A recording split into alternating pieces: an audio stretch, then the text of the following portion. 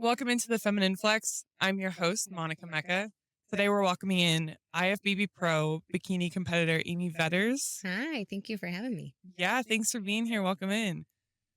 So we're just gonna go ahead and get some background on you, and you have an incredible story that I'm actually really excited to talk about today. Okay. So let's jump in. All right. First off, when did you get your pro card?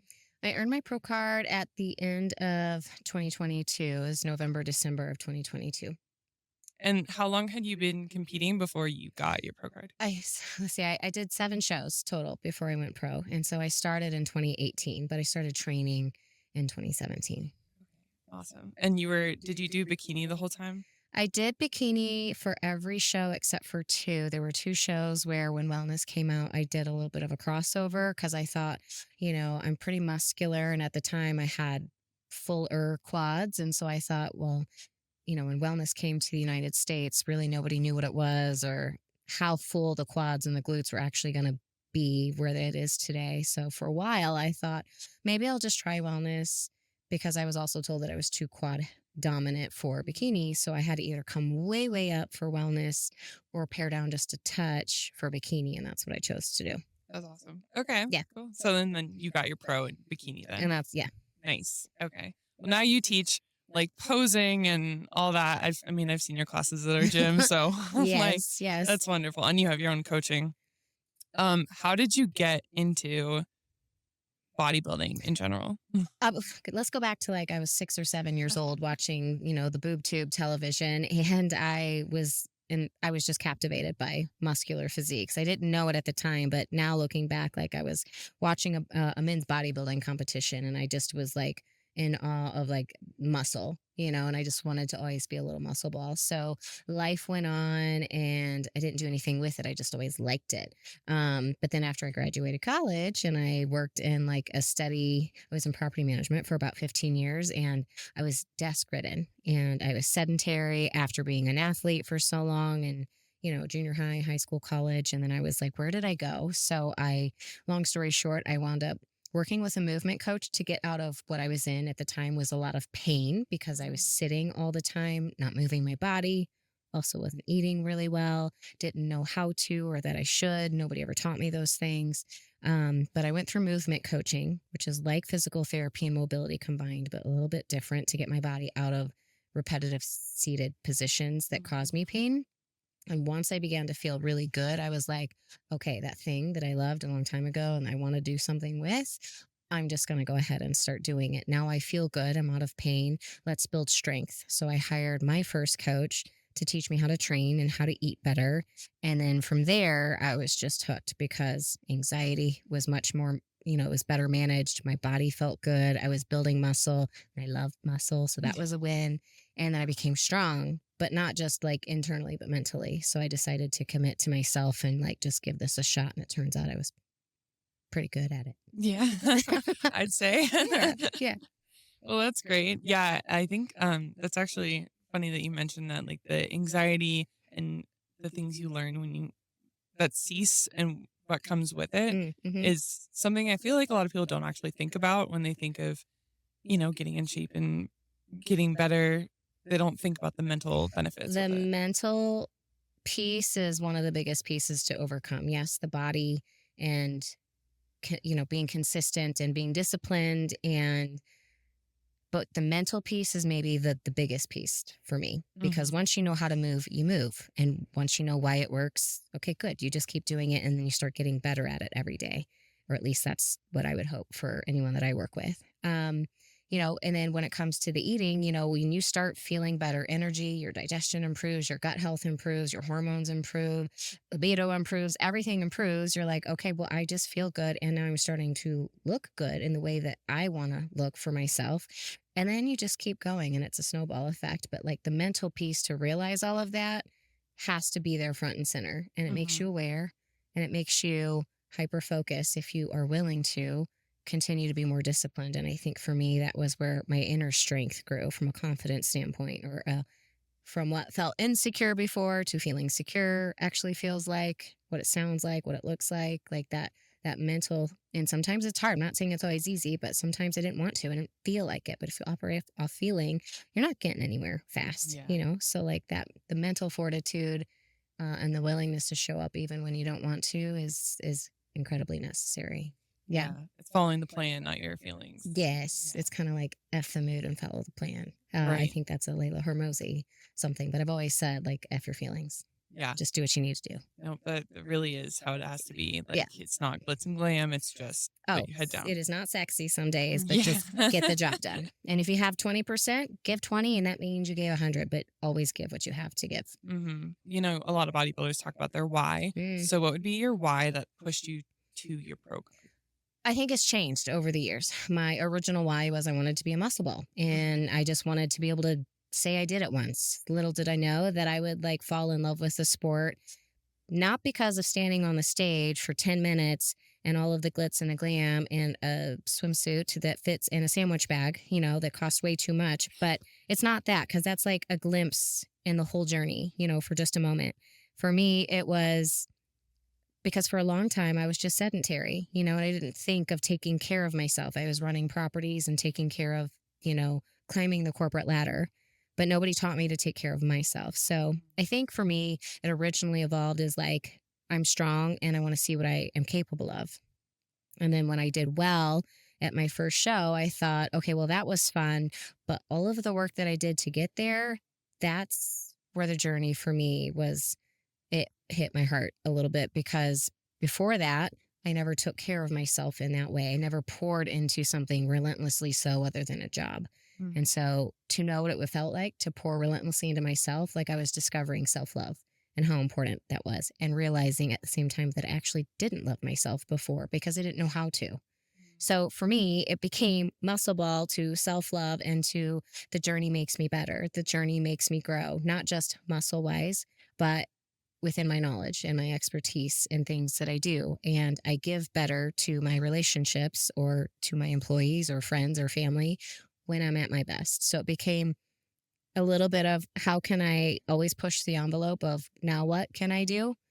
And also, how can I always sharpen this tool? You know, maybe that sounds silly, but like to be the sharpest tool in the shed, you know, and Mhm. seat myself in rooms where I can learn from, but I can also teach in, if that makes sense. So my why has evolved Yeah, many times over, you know, and now I'm pushing 46 years old. And now it's like, what can I do entering almost my 50s? And what can I bring to the stage that most people at this age might not try? Right. Yeah, and constantly trying to better yourself and push While yourself. running two businesses at the same time. Yeah, Yeah. but you also have a great support because your husband also competes in the sport too. I think So, he's kind of retired from competing. You know, he earned his pro card, I want to say 2017 or 2018, and thought he might compete as a pro again. And he tried at one point, but his gut, he just needed to like work on some gut health stuff. And so I think he's paused. I think he's good Mhm. and his cup is full in that department.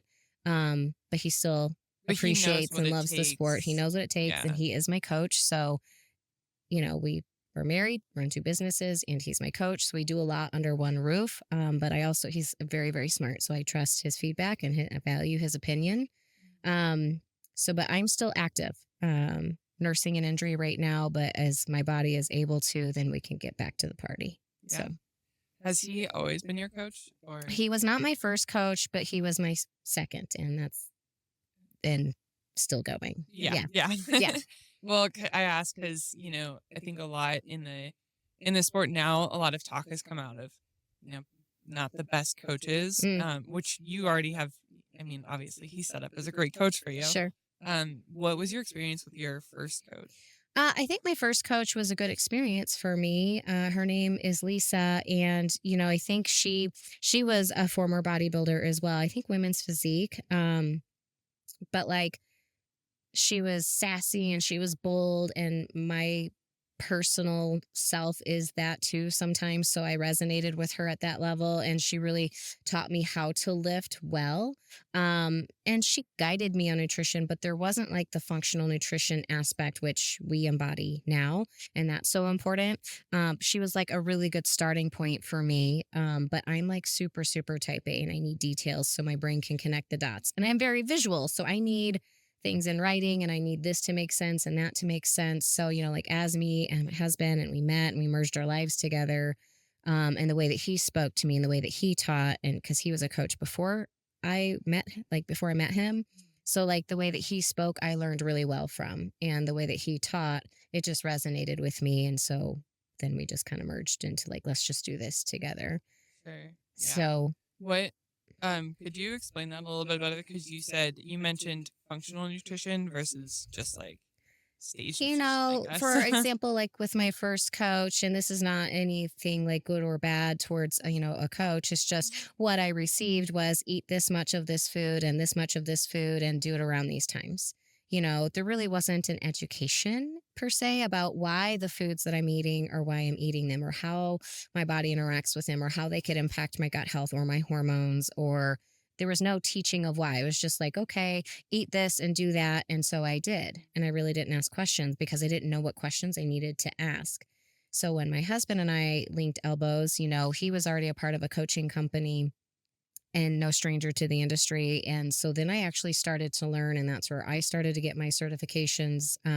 So anyway, then I learned through my own education that like food it could be the make or break. It can impact your digestion. It can impact, your gut is like your second brain. So it can impact your emotions, anxiety, your thoughts, your feelings. It can add to your energy, detract from it. There's just so many things that food does, and it's incredibly healing.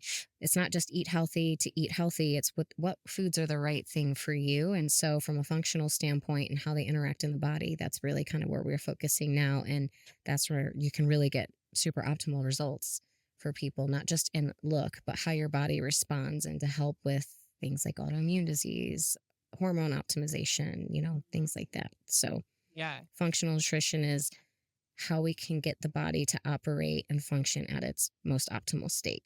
And actually understanding the effects of the food. Yeah. You've mentioned hormones Hmm. and hormonal health kind of in your coaching and in your nutrition. Was that something you experienced like going through bodybuilding prep? Have you ever, because there's a lot of talk of girls, kind of messing up their Mm. hormones going through prep. Is that something you've experienced? Yeah, can you I elaborate? think if I look back, even before my first bodybuilding show, so this was before I started to compete. When I spoke earlier about like there was a time in my life where I was in property management for a long time and I was in pain or whatever before I started to hire this movement coach. At that time, while also being like in pain from being sedentary, from not moving my body very often, I was also simultaneously not eating the best. Like I would drink soda every day, very little water. I would eat fast food probably 2 or 3 times a day, and I didn't put much thought or consideration into what's really going in. It was more out of convenience, what tastes good. What is everybody else in the office getting? And it was just kind of like I followed the leader and didn't really question things. It was not something I knew to get curious about or to put much thought in. And so for me, if now looking back, there was a point in time, and this is like super embarrassing to admit at the time, okay, now I'm, comfortable talking about it. But there was a period of time where I was so stressed that, and I'm little, I'm like 4'10", maybe 105 pounds, but like I went down from 105 to like 87. It's actually closer to like 83 pounds. Like I was super tiny and had to shop in the kids section and were about to keep my pants wrapped around me instead of falling down because I got so stressed that I lost so much weight where I couldn't keep food down. Essentially, I wasn't absorbing nutrients in the way that I should. So food was going right through me. So I couldn't be, more than a few inches away from a bathroom and to like have to like at random just pop up and go to the bathroom multiple times in a day in the office setting. Like people know where you're going and that's embarrassing. But if I look back now, knowing what I know of functional nutrition and how the body can be and how it can operate in its good ways and in its not so good ways, there were red flags raising their hand that I didn't know. It was saying, hey, take care of me. Basically, I probably had leaky gut and adrenal dysfunction at the time, and perhaps either some sort of like SIBO or dysbiosis going on because I would bloat really bad, and it would also just food would not be, bowels would not be solid, like super non sexy stuff. But like, I went to the doctor at one point multiple times to be asked a lot of questions, ran through a lot of tests, and to simply be told that they think that I might have cancer.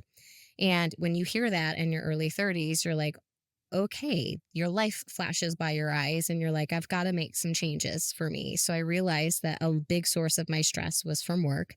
I was on call 24/7. I lived on the property that I managed and I could never get away from work. And I was just trying to climb the corporate ladder and meet the demands of so many other people and so many other things, but was ignoring what I guess my body needed. And I didn't realize at the time. So I made huge changes. I backed away from the career that I had. I just started over. I was in a relationship at the time. The family was not healthy and I saw it and I didn't understand why they weren't healthy, but I saw it and I needed to remove myself from environments that were, even if they were good people, not the best for me and my overall health, be it mentally or physically. Because my eyes started to be open to, I've got to separate myself from this lifestyle that I'm in. And so not everybody needs to just quit their job or leave a relationship or relocate themselves entirely and doing just a whole 180. But that's what I chose to do because I needed to get super uncomfortable with everything that was comfortable Mhm. because at the end of the day, it was detrimental to my mental health and my physical health. So, I guess to kind of circle back to your original question, like there was a time where my body was going through it in multiple ways. And so I changed everything. And that's when I started to get hyper focused on moving my body and putting good nutrition into it in a way that my body would respond really well to. And everything changed. Yeah. You actually brought up, I mean, all of this brings up a really good point that stress management isn't really talked about enough Enough. with No. like the physical effects that happen in your body under severe stress. Yes. From just managing that stress and food management alone, you were able to heal all of It took some time. Yes, it did because I had to start learning a little bit at a time with nobody proactively teaching me this. The doctors went straight for you might have cancer. that. Nobody once asked, how is your movement throughout the day? Do you drink water? What Mhm. is your diet like? What is your nutritional intake like? Not one doctor asked me those questions. They went straight to an assumptive, we think you might have cancer. Okay. So as I started to eat clean, and I didn't have bad acne or anything, but just a few breakouts here and there. But like my skin started to clear, and I drink a lot of water. I cut sugar from my diet, which was hard. It took some time to do that. You know, I used to be like a coffee a day, multiple sodas in a day kind of a girl, and everything I ate was fast food and greasy.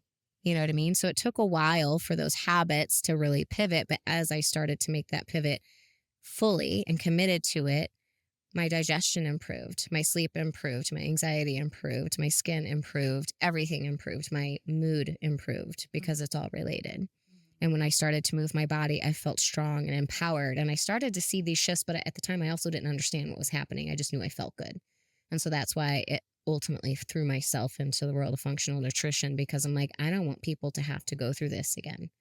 Or if they're there, fully go down the path that I was on. You know, like let's just help you and get you out of this state that you're in because it's unhealthier than most people think. Right. And they don't realize it until they might hear the words cancer and then shit will change Yeah. real fast. And nobody even thinks about that food is literally just like the fundamentals of your health. Right. And from a stress management standpoint, I was stressed out of my mind. Yeah. And like being on call at the time 24/7 was also probably not a good idea. So, but I would rise to the challenge because I wanted to be the best at my job. You know what I mean? Mhm. So I did that, but not even in the career that I was in did anybody within the organization ever ask, how are you taking care of yourself? It's just take care of our business Mhm. and hit all these goals and reach these demands.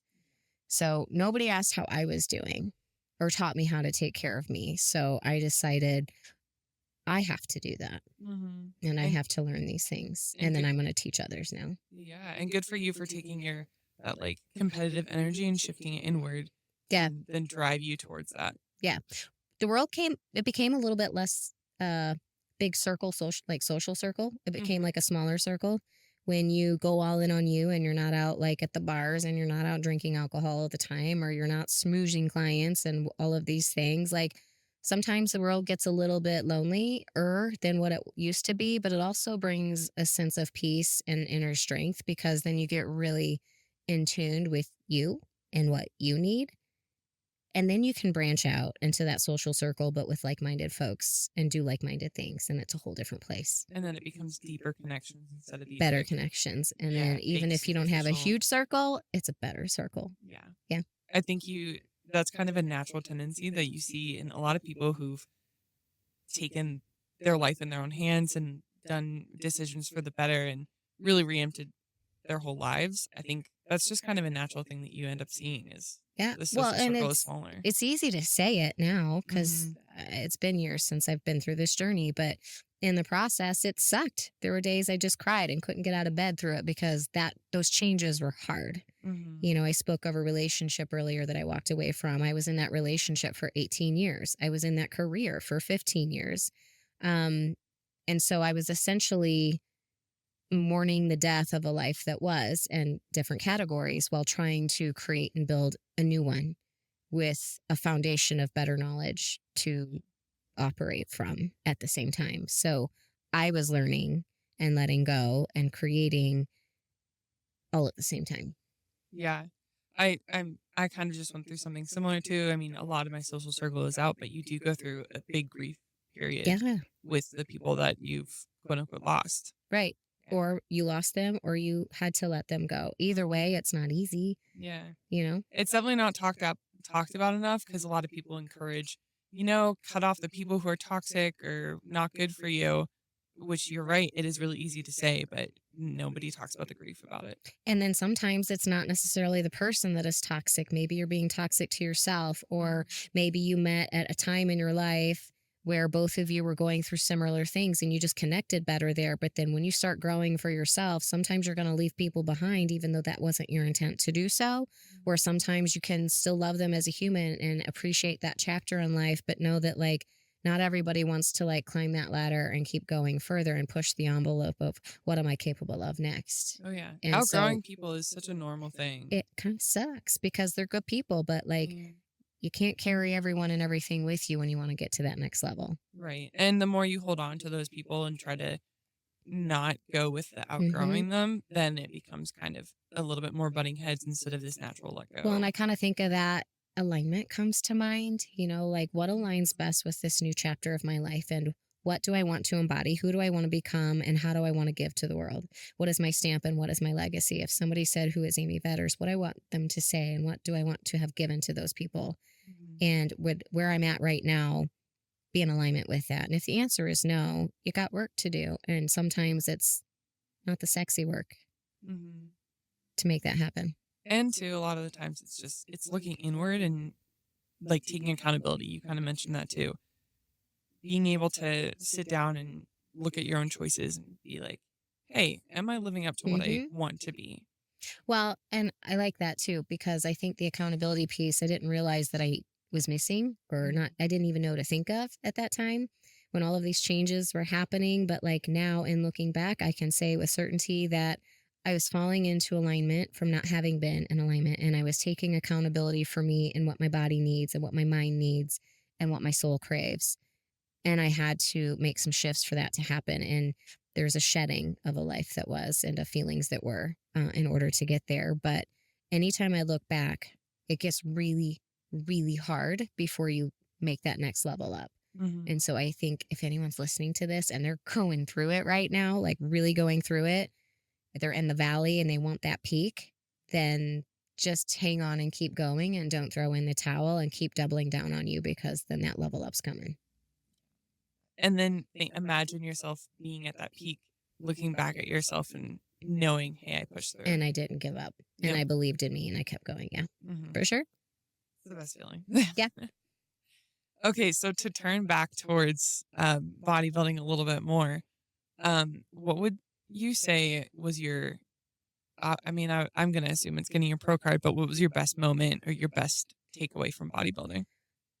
I mean, moment within the sport, absolutely, hearing your name, like, for a pro card, and for me, you can win your pro card in a couple different ways, like, you can win it for your class, or you could win it, for your division. There's you have to win overall sometimes it's just your class. For me, I had to win an overall, and then I had my pro card. So to know that I was first in my class and then I was stood on stage in an overall for all of the different ages because I won in a master's show. When you hear your name in an overall, like your heart sinks and goosebumps everywhere. And then like someone pinched me. Is this real? And then you just don't even know what to do. You're kind of in shock because I didn't expect my name to be called.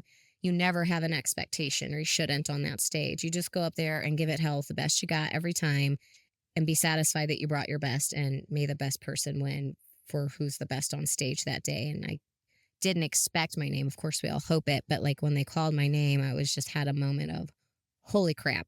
And then in that moment, you realize how hard you worked to get to that point, and that it was just all worth it. You Mhm. know, like there were days I wanted to like just stop. Why the hell am I doing this? This sucks. I Mhm. had many of those days, but I kept going. And then when you get that crown on your head and then that pro card in your hand and the trophy and everyone's clapping, you realize to earn that, you had to be the hardest working person in any room. And even though you feel like giving up, don't you dare. Yeah.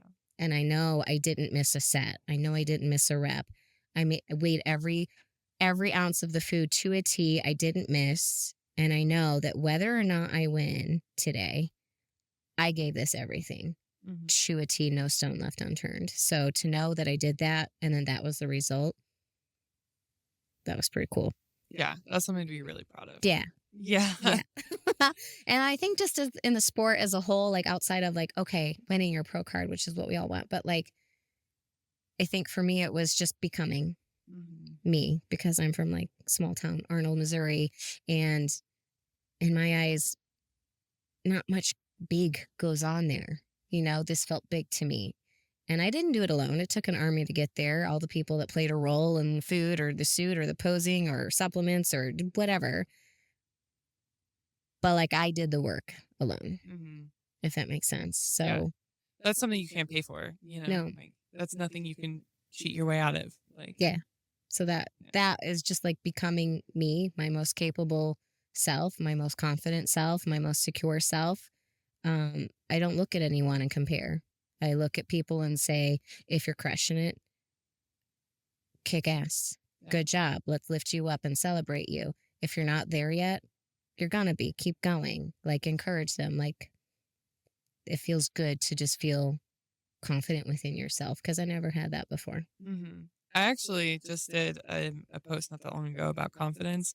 And I think something that I didn't know about confidence was the fact that it's like the reason I didn't have confidence before was continuously lying to myself and Mm, saying, "Oh, I'm going to get fit. I'm going to do this gym," and then failing on all those promises, so you lose trust. So when you talk to other yes. bodybuilders, the reason why everyone's so confident is because you're following through with your I promises. love that. Following through with your promises. So if you are willing to promise outwardly Mhm.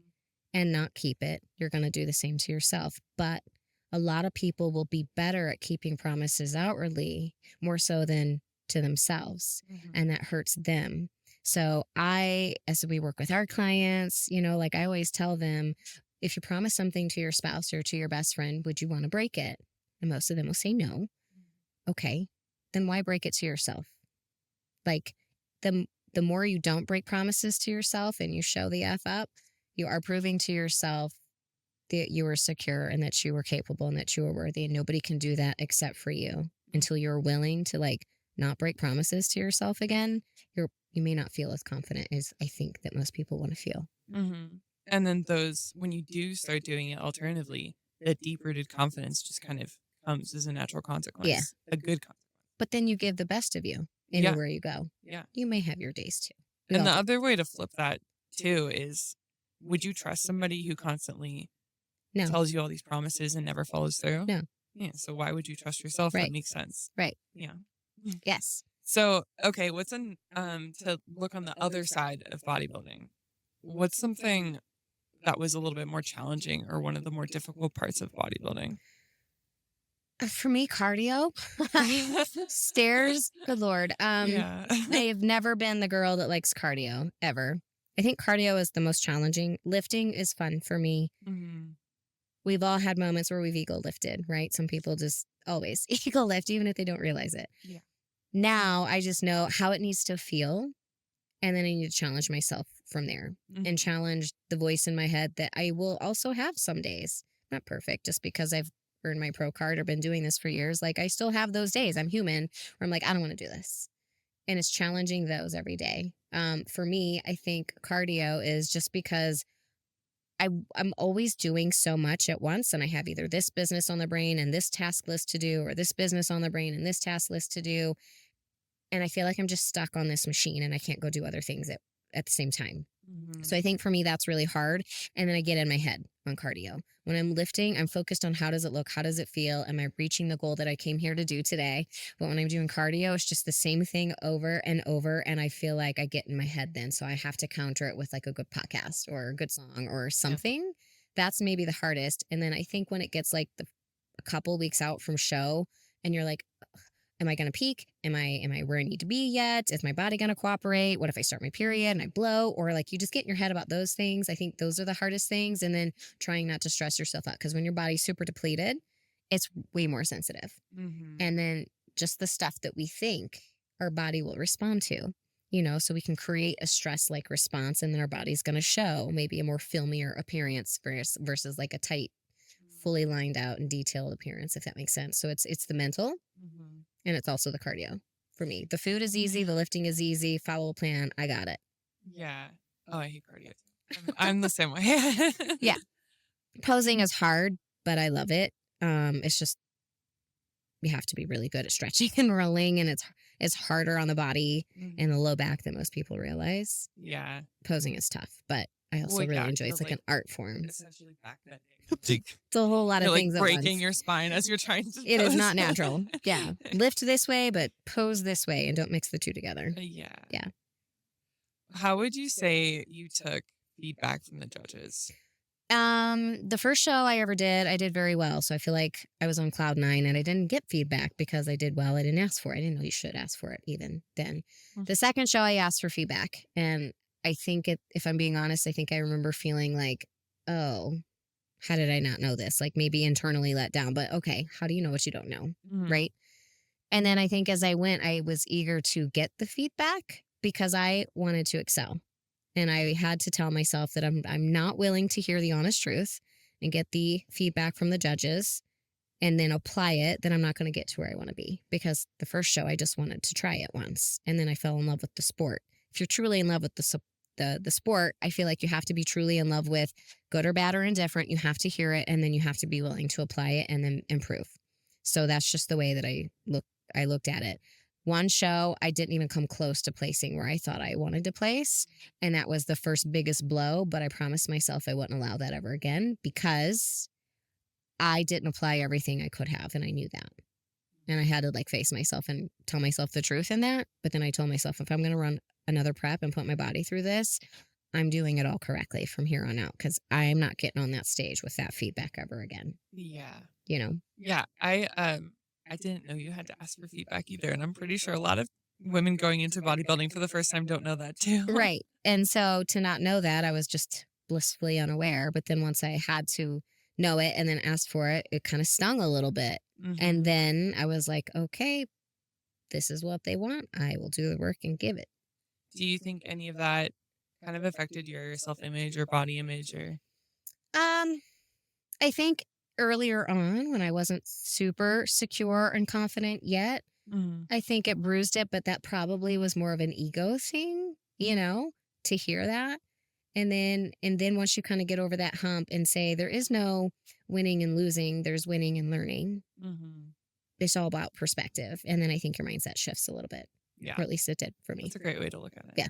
Winning and learning. I Yeah. like that. I mean, if you want to climb to the top, you're gonna have to learn a lot. Yeah. And be open for that feedback. Yes. Because that's literally, they're handing you the points on how to Yeah. win. And if you're not comfortable with being uncomfortable, I don't know what to tell you. It's gonna be a really hard journey because you're gonna be uncomfortable Mhm. all of the time. Yeah. So you've mentioned that your relationship with nutrition and food has improved. Yes. Would you say after going through prep, did it change at all from that, or was it just an overall good experience? I think just for my first prep ever, nobody really told me about the reverse. So that was a struggle point for me and that's where it was a struggle point, but it became a pivotal point for me too. It was a struggle because if somebody doesn't tell you about the reverse and how important that is to your gut health and your hormones and there's so many things that I could say about the reverse, but like I didn't know about it. And I just was like, oh, the competition's over. Now I can just eat whatever the heck I want. And I had people bring me candy and this junk food and this sugary junk food and that one. And I just had missed it for months and I would just get down. And my body negatively responded to that in multiple ways. And I got severe depression after, like, post show blues, I guess, after my first show, because I had like edema and I had all these other things happening. And the weight that I had just lost to lean down well enough to hop on stage, I had gained it all back within just a couple of weeks. And that was really, really hard.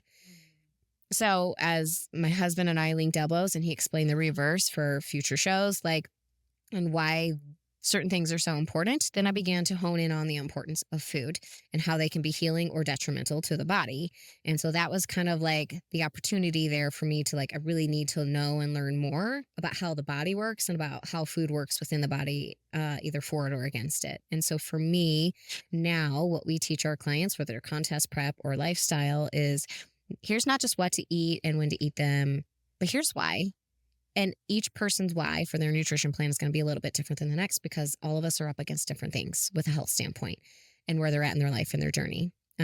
So food is healing, and it's super healing in the process of leaning down and also in the reverse. And I think that those were moments for me that sucked, but also turned into goodness, I guess, along the way, because I had to learn through the hard, Yeah. if that makes any sort of sense. No, it definitely does. Because a lot of people talk about the reverse, Mm-hmm. and you either get the women who've over prepared and they're like, all right, I'm maybe upping my calories by 200 and not going into a reverse, or you get the women who've gone like off the deep end. I have gone off the deep end twice in my life, and I don't want to do that again. Yeah. Distension feels very uncomfortable Yeah. in your tummy. Having your body have edema and just being swollen and puffy all of the time. And you just feel very full when you just a few days ago were so lean and so tight, to see all of your lines in your muscles and then just see it disappear like that kind of messes with your head. So I've just committed that that won't happen again. Yeah, definitely. Yeah. I can already like hop into that headspace and know how that would be. Yeah. Like when you miss peanut butter, because that's like everyone's favorite thing on prep, or most everyone. And then you're like, show's over, let's get down on some peanut butter. Like, you can go overboard. And that's happened. Yeah. You still give yourself a day though, like, right, of like a little bit of enjoyment and then like lean up. Now I just give myself a meal or two and I shut it down. Yeah. But I also try not to eat the thing that I was craving the most, because then I know it's going to unleash the fury in me. I'm going to want more of it. So I try to stick to things that I didn't miss, because then I'll want them more, especially like knee deep in prep or immediately after. So I try to just like keep it at a burger and fries and let's just get back to it. If I don't get back to it, then I'm going to be too far gone. So you just, after going through a few shows and a few preps and a few reverses, you learn what works for you and what works against you. That's a good strategy, not indulging in the thing that you've missed most. Yeah. I just know that I'm going to want more of it, because I'm like, oh my God, it tastes so good. Yeah. And now I just want more, and then I won't be able to say no. Yeah. What is something you wish you knew, okay, besides the reverse, when you were first getting into bodybuilding? As like a new competitor, something you wish you could tell yourself now? I think I would have told the younger me to not get in my head so much and be so comparison focused on other people at the time, because that will kill your joy and kill your momentum and just kind of take the wind out of your sails, I think, a little bit. Went back to our earlier conversation about like the mental aspect. To me, it was the mental aspect. So like if I could have told myself different things and focused on different things versus the things that would detract from my experience or my joy or my confidence, that's the conversation I would have had for myself, because when it gets hard, that's where I know I go. Yeah, that's a good one. So when you competed, did you compete naturally, or did you go enhanced, or is this something you want to talk about? Sure. No, I'm open with this. The first two shows I did, I was natural. The first show that I did, until maybe a week or two before show, I was all natural, and I didn't know what my coach had given me, but it was some sort of like diuretic, and I guess I didn't know it. She's just like, here, take this, and I was naive. I didn't ask questions. So I did like a week or two before show. So I was natural other than that. And that's, I think, part of what made the reverse kind of tricky because I didn't know that and how it was Mhm. affecting my body. The second show, I believe I was all natural for that too. And then the third show, I think the third show I was natural for. Fourth show I was natural for. And then the fifth, sixth, and seventh, in between the fourth and fifth, I decided to go through a growth phase. And for 5 or 6 months, I did use Primo for a little bit of a time. I didn't overuse it, just a little, but a little bit a long way for me. And that's when I was growing, maybe thinking I might do wellness or potentially consider the idea of figure, and ultimately wound up on bikini. I grew a lot. And then I decided that's big enough Mhm. and I'm good. That also kind of deepened my voice for a little bit and I didn't like that feeling.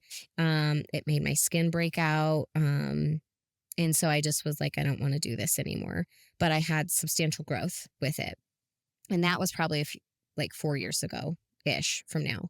Outside of that, the only things I've ever utilized are to maybe help lean down, like clenbuterol is Mhm. something that I've used. But other than that, really from a growth standpoint, other than that one little short stint with Primobolan, I am all natural. Yeah.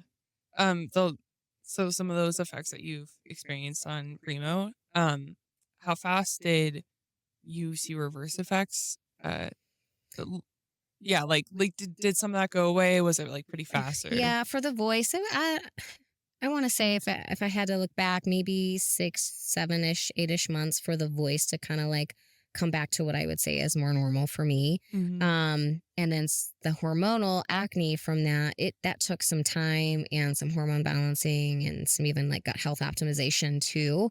But within, 4 or 5 months after stopping the use of that, it started to calm back down. But it took a little bit of time and it had a little bit of an effect on like my thyroid too. And it suppressed my natural testosterone. So I had to like go into a hormone balancing and optimization phase. And that hormones can operate slowly. So that took a little bit of time. I want to say, if I had to guess, maybe 8 ish months to kind of get back to where I felt like normal again. Mhm. And that's also why I was like, I don't really want to do anything like that again. I think that there's a time and a place, and it's up to the person.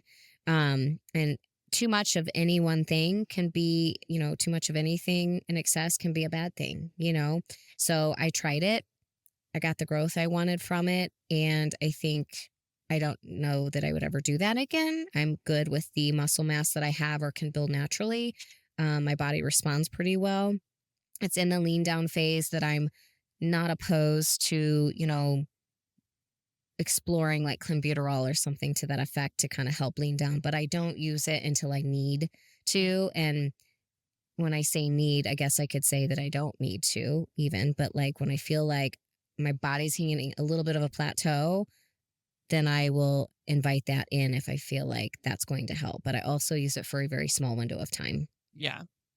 Do you think in order to get pro that you have to be enhanced in some way? I know that there are females out there, if I'm just speaking to like the bikini category, it's so different than, like figure or women's physique. I think that from a bikini standpoint, there are a lot of athletes that are utilizing some sort of um, product in order to lean down and sometimes to build muscle too. I think that there's a lot more of that going on within the world of like IFBB than most people will maybe speak about. And you can almost tell by looking at individuals who that might be to some extent, just when you know the look and what to look for, having been through it yourself. But I think that there are also a handful of natural athletes out there. And that's a feather in their cap. You know what I mean? Like, other than a growth standpoint, that was my one little stint with it. But, you know, I think it's up to the person of what they're comfortable with as an individual. And they should explore that in conversation and know what they're running and, Mhm. eventually stepping into and how that could affect them in good ways, bad ways. Um, and I think it's important to note that anything like that to help to grow, well, it usually will highlight the good of you and the bad of you. You know what I mean? So like you got to know those things going into it and really plan to like monitor your hormones along the way, knowing when to pull back and things like that. Yeah. Do you think there's any sort of bias though to enhanced women versus natural when it comes to competing against each other? Um, I don't know. I think that's a good question. I don't know if that I could answer that for somebody else or like the judges or anything, but I think Mhm. it's who embodies the look the best. There is such a thing as like too hard of a look. It's not, maybe soft enough and bubbly enough, or it could be too flat. It could be, so I think it's the sport, as we know, is a little bit subjective as well, but it's who closely embodies like the look who's at the top, at the Olympia level. But yeah, I think that there could be a bias of just who embodies that look the best. And I don't think it's all about like, is this person natural versus not? It's who has struck the best balance between the overall presentation, how they pose, how they deliver the whole presentation of their physique on stage, and, who brings the best overall complete physique as well as their presentation. Like they go hand in hand.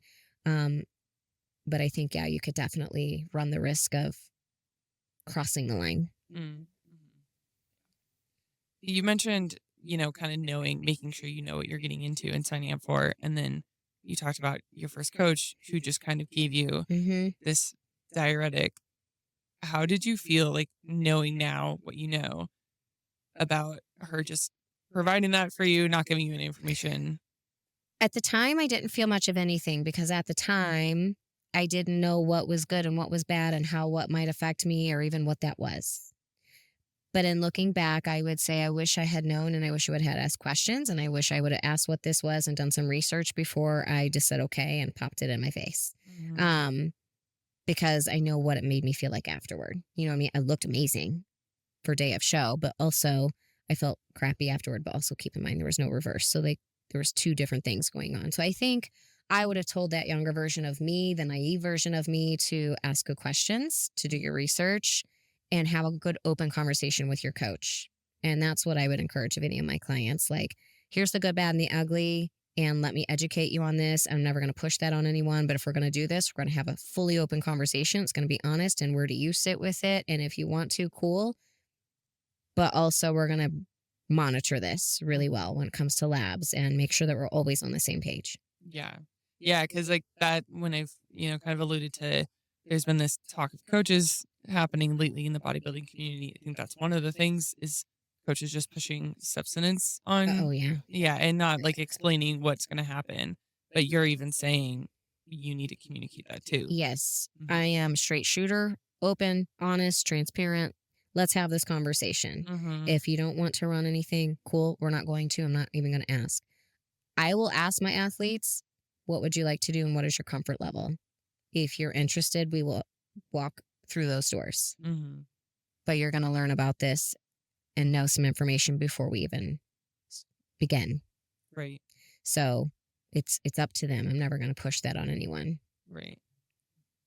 I've also been really thankful that you've been very transparent about all your usage. Yeah. I know there's a lot of athletes who try to push things under the rug and not say what they're talking about. And I think transparency is really important. So I'm really, Open book.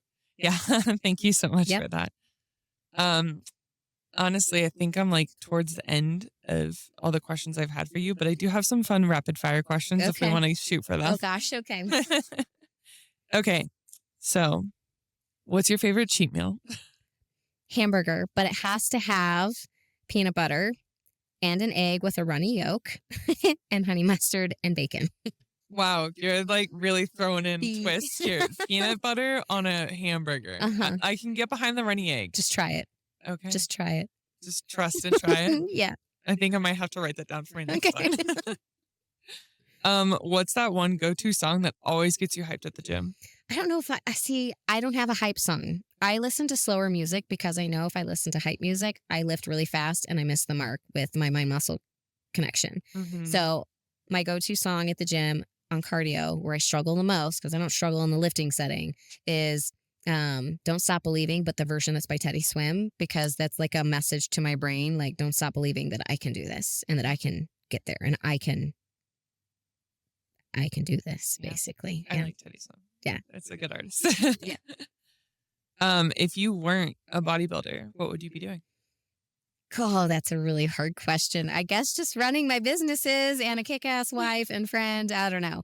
Um, so much of that is like who I feel I am too. Mhm. So it's hard not to like blur the lines of this is part of my identity, but it's also not the complete Amy. You know what I mean? There's so many other things that I love in life, but that is such a big part of my life that I don't know that I can fully answer that right now. Yeah. Yeah. I know it's something you like are never prepared to think about. Yeah. Agree. Yeah. I don't know if I have a here's my alternative. Just keep running my businesses. Yeah. Sure. Sure. Um, what is the worst gym fail that you're willing to admit? Oh, well, there's probably many of those because I am, okay, 4'10". I think I mentioned that earlier. I'm real short. There are a lot of machines, especially at Gold here in Loveland, which that's my favorite gym, but there are a lot of machines. That's gym 80, I guess, equipment, and it's for like super not short people.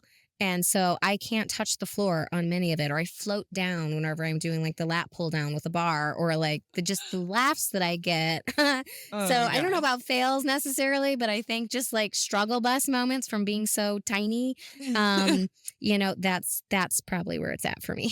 Yeah. See, I kind of have the opposite problem Yeah. because I'm Yeah. I'm 6 foot tall. And then yeah. So yeah, and I'm really clumsy. So we should So live together so you can hand me the right, stuff. I would definitely help. Yeah. Yeah. Oh, funny. Okay. What is your favorite body part to train? Shoulders and glutes. Favorites are shoulders and glutes. Yeah. Okay. What's your least favorite? Quads, hamstrings, those two. Yeah. Calves. Yeah, I don't really like training calves. I don't know why that sucks for me, but it does. I hate training quads, especially on a cut. And then you start seeing stars and you're like, I used to love training quads when I thought I would venture down the road of like wellness and mhm. figure, but I haven't trained them in 3 years. And I probably need to at some point again, but they were too full for a while. So Oh. now they're just weak. So And you're that's probably why. just more naturally quad dominant Super. then. Yeah. Oh. But that's like a blessing. Yeah. Until they fall weak and you're like, okay, it kind of sucks right now. Yeah. Yeah.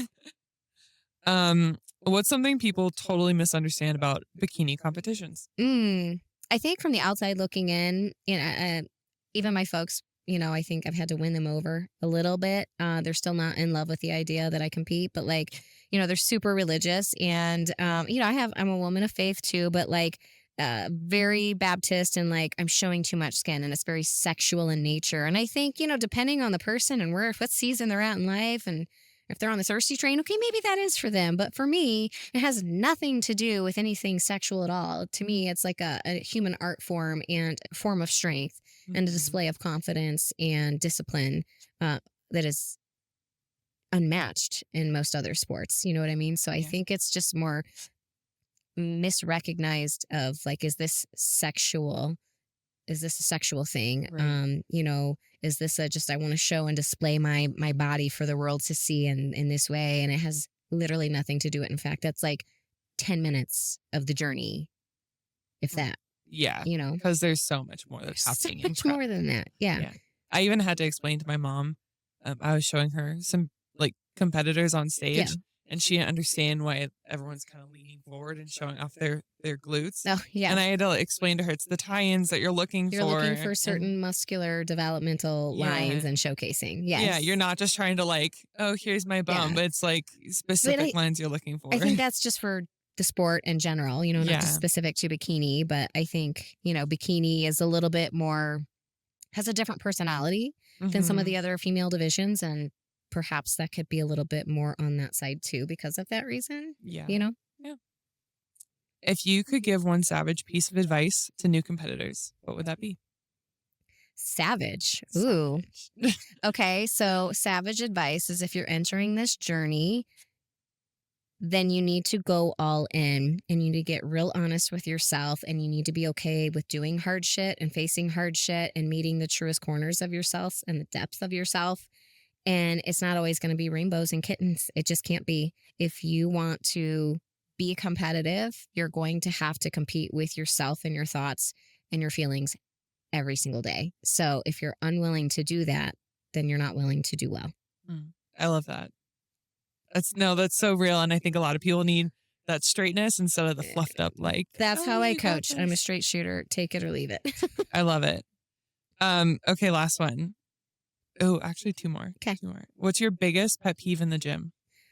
You said that, and I instantly had this vision. There's this guy at the gym, and I don't know why. We've probably all seen this guy at the gym to where they lift what they think is the heaviest thing, and then they slam the weight down and then walk away from it, getting all puffed up and big and like, oh, and there's this like moan, and it's gross sounding, and you just slam the weight and it like shook the floor.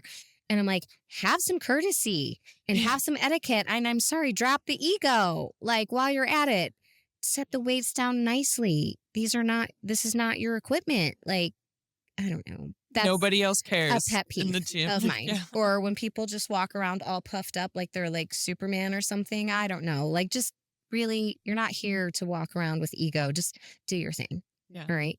Or invisible lat syndrome. Yep. yes, I like that. Yes. I don't know. Pet peeve. Yes, that's it. Okay, final question. Heels or sneakers? Oh, hey dudes. Oh, All okay. day, every day. All right. Yes. Those don't really have much cushion though, really? Nope, but I need a flat sole. Oh, all right. Yeah. Yeah. So I guess sneakers, but hey dudes. Yeah, love it. Yeah. Well, thank you so much for being here. Really appreciate having you on the show. You have your coaching, online coaching. Yes. Right. Yeah, what's your online coaching? The name of our company is Alinea Coaching. And we work with bodybuilding athletes, but we also primarily work with lifestyle folks, but that are like the woman who is 35 years of age and above, who is entering perimenopause, in menopause, or postmenopausal, and or the woman that is the high performing individual, super busy professional, and really kind of puts herself last. And now she needs to put herself front and center.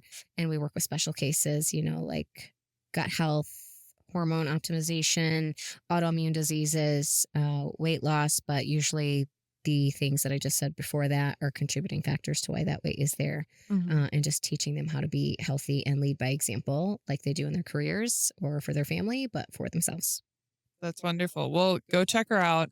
I will also have all her socials linked in the description as well as her coaching. So please go give Amy some love. And thank you for being on the show. And thank you all for watching. Thanks for having me.